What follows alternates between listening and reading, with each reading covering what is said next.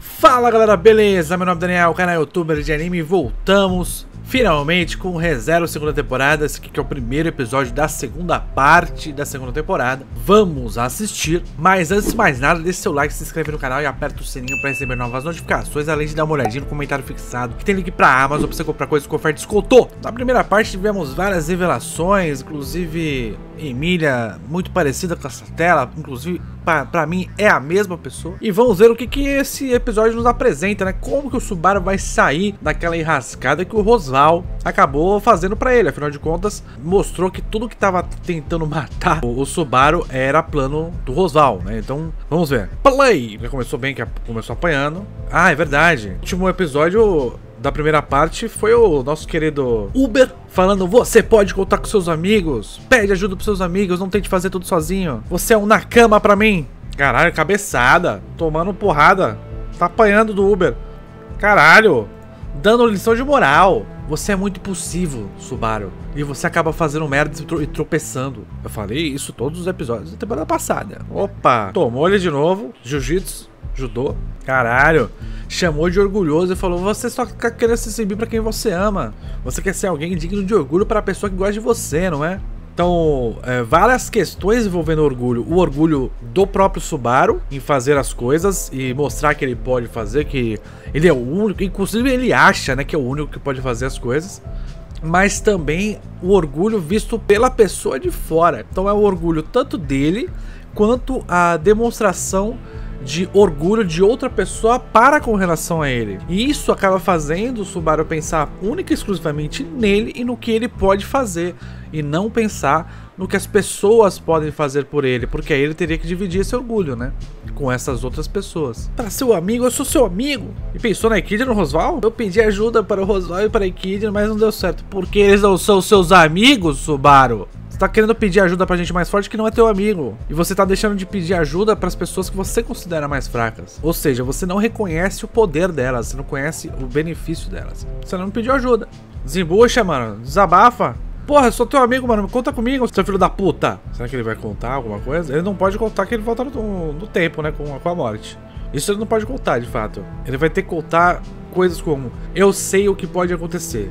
Ou eu sei quem está por trás de tudo isso. Ele pode falar o que ele sabe, ele não pode falar como. Opa, aposta? Música boa, hein? Vai ter opening? Não, não acredito que vai ter opening. Eu acho que não vai ter opening. Aí, gostei. Esse poder não é tão útil assim, porque é o que eu falei na outra temporada. O Subaru não pode ficar dependendo do poder dele. Ele tem que fazer de um jeito que não dependa do poder dele, porque senão o que vai acontecer é o que a Ekidna queria. É ele voltar no tempo tantas vezes pra saber a situação correta e nunca contar com ninguém além do poder dele. Sempre olhar apenas pra si mesmo. Legal. Ok.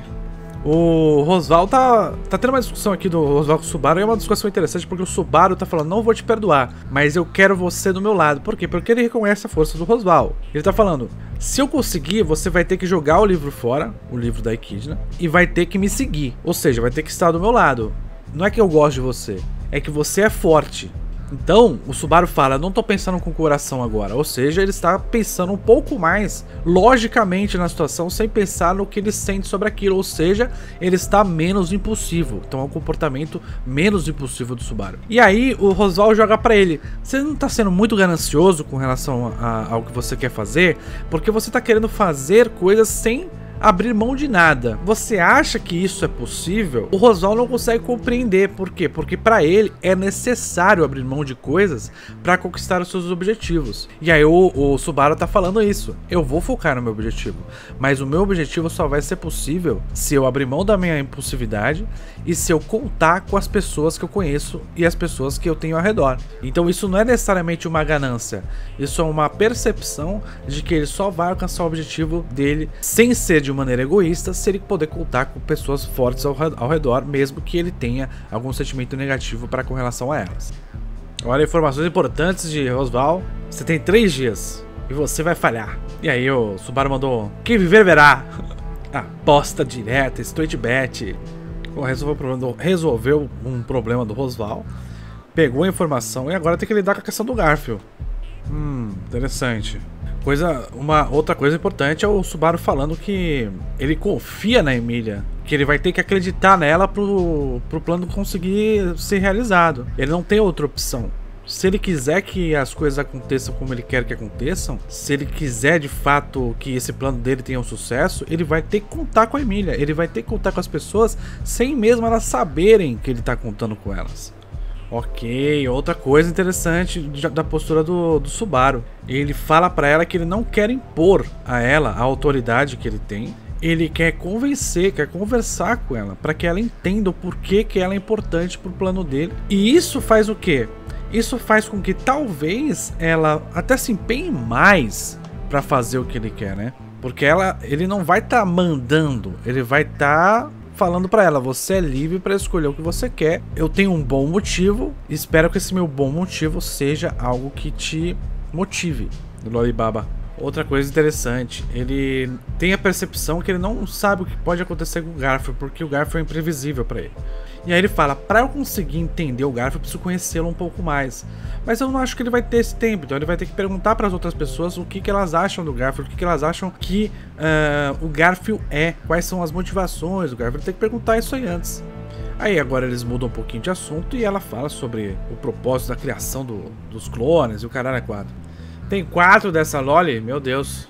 Então tem uma das 4 que pensa um pouco diferente. Uma das 4 Ryuzos tá morando na floresta, ajudou o Garfield, enfim, ela tem um pouco, talvez um pouco mais de individualidade. É aquela história, não é porque as pessoas são iguais que elas vão ser iguais também no comportamento, no que pensam, etc. Louco entrando no quarto sem bater na porta. Opa, a Emília vai falar o que ela viu no teste? Opa, interessante. Opa, interessante. Interessante isso aqui. Subaru falando pra Emília: não, literalmente, não vou te julgar, me conta que a gente pode conversar e quem sabe o conhecimento dos dois juntos pode te ajudar a superar isso. Isso é melhor, muito melhor do que ele fez na temporada passada, que foi: você precisa passar no teste, hein? Ou se vira aí, hein, meu? Então, mais uma postura interessante do Subaru depois do choque de realidade que o Uber deu nele. Memória antes de adormecer. Sim, ele ficou muito tempo dentro do gelo. E aí o Parker achou ela, que foi acontecendo no OVA lá. E ela não lembra do que aconteceu antes disso. Entendi. Acaba que a Emília tem um objetivo muito particular, que é salvar as pessoas, né? Reviver, alguma coisa assim. As pessoas do vilarejo dela que foram congeladas, né, pessoal? Mas ela não tem memórias direito dessa época, ela não sabe exatamente o que aconteceu. Ela sabe que essa época existiu, que tinha uma pessoa que tinha uma figura materna, mas ela não lembra o que aconteceu. E o Rosval prometeu que se ela fosse a rainha da porra toda, ela poderia ter uma chance de reviver esse pessoal. Ou de salvar esse pessoal, depende do ponto de vista. É quase egoísta, não é egoísta porque ela tá pensando no bem de outras pessoas. Mas ela tá pensando nisso porque ela quer fazer isso, porque tem relação com ela. Não é uma questão de eu vou salvar o mundo e proteger o mundo do mal. É uma questão de eu quero salvar aquele povo que está congelado. Mas não é egoísmo. É apenas uma motivação um pouco mais individual do que coletiva. O Subaru dando palavras de suporte. Não importa se você vai salvar uma ou 1 milhão de pessoas. O importante é que você tenha essa ideia de querer salvar pessoas. Então isso já é algo positivo. Ele quer perguntar pro Pac? Será que o Pac sabe de coisas do passado da Emília? O que o Pac fará agora? Lembrou de coisas? E a pessoa gritou Emília, não gritou Satela. Ele quebrou o contrato? Ih, mano, o Pac vai vazar? Tá quebrando o contrato com a Emília. Ih, mano, ela vai lembrar de um monte de coisa. Aí eu fico a pergunta: por que o Pac quebrar o contrato com ela vai liberar o selo da memória dela de coisas do passado? Ou pelo menos de parte disso. Então o que dá a entender aqui é que este contrato que ele tem com ela, ou esse relacionamento que ele tem com ela, é o que mantém esse selo. E quem colocou esse selo? Assim, meu ponto de vista, a única pessoa que pode ter colocado esse selo na Emília é a Equidna, né? A gente sabe que o Pac, ele é irmão da Beatrice, né? E a Beatrice é filha da Equidna. Então a única coisa que faz sentido aqui é que essas memórias estão bloqueadas por uma questão do Pac para com relação à Emília e ao mesmo tempo para com relação à Equidna, né?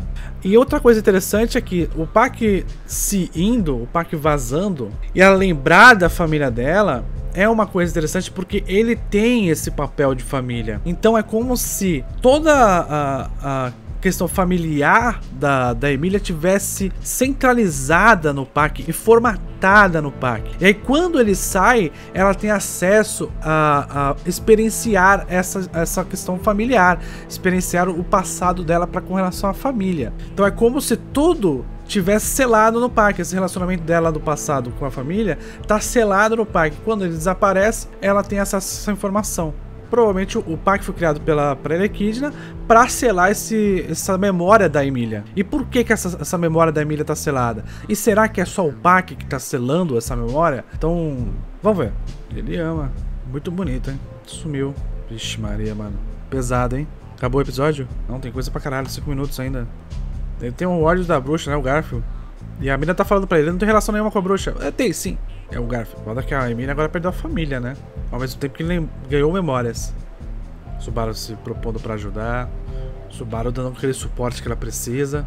Ela tá falando pra ele, por favor, fica aqui do meu lado. Ele fica. Não tem nenhum tipo de resposta idiota como ele tinha antes. Ih, meu amigo, vai ter um flashbackzinha. Uma infortuna. E agora ela generalizou, hein? O pessoal que falou que ia proteger ela, tudo desapareceu. E aí o Subaru falou que ia proteger ela, né? E aí ela falou, Subaru, seu mentiroso. Acho que o Subaru vazou. Porque ela pediu pra ele ficar à noite e o Subaru vazou, porque ela tava falando à noite e o Subaru não tá ali. Emília vazou.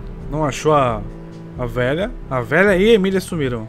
É, as guardiãs vazaram todas. O Subaru entrou em contato com as Loli Alpha.